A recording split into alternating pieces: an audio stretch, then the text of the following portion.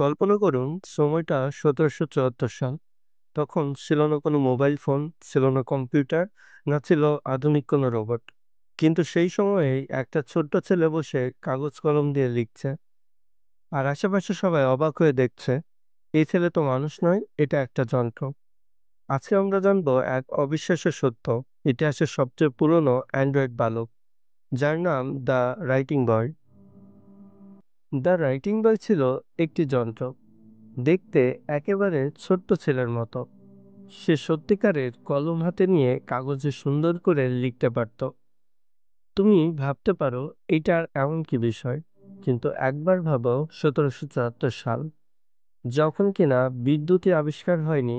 সেই সময়ে এইরকম একটা যন্ত্র আবিষ্কার করা ছিল ম্যাজিক। এই যন্ত্র বিদ্যুৎ ছাড়াই চলে। এই যন্ত্রের ভিতরে ছিল ৬,০০০-টিরও বেশি ছোট্ট ছোট্ট যন্ত্রাংশ। ঘড়ির কাঁটার মতো করে সেট করা হতো তার প্রোগ্রাম। কোন শব্দ লিখবে, কোন অক্ষর কবে লিখবে, সবই ছিল আগে ঠিক করা। এই অসাধারণ যন্ত্র বানিয়েছিলেন সুইজারল্যান্ডের বিখ্যাত ঘড়ি নির্মাতা পিয়ারে জ্যাকেট-ড্রোজ।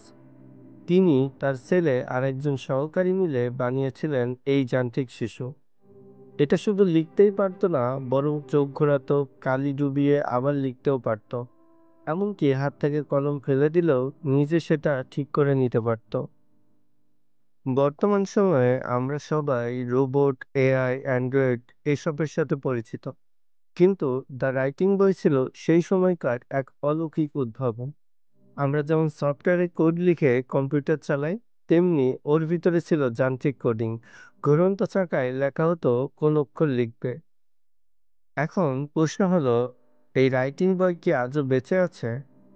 উত্তর হলো হ্যাঁ, সে এখনো বেঁচে আছে। সুইজারল্যান্ডের এক জাদুঘরে তাকে রাখা হয়েছে। সেখানেই তাকে নিয়মিত প্রদর্শন করা হয়।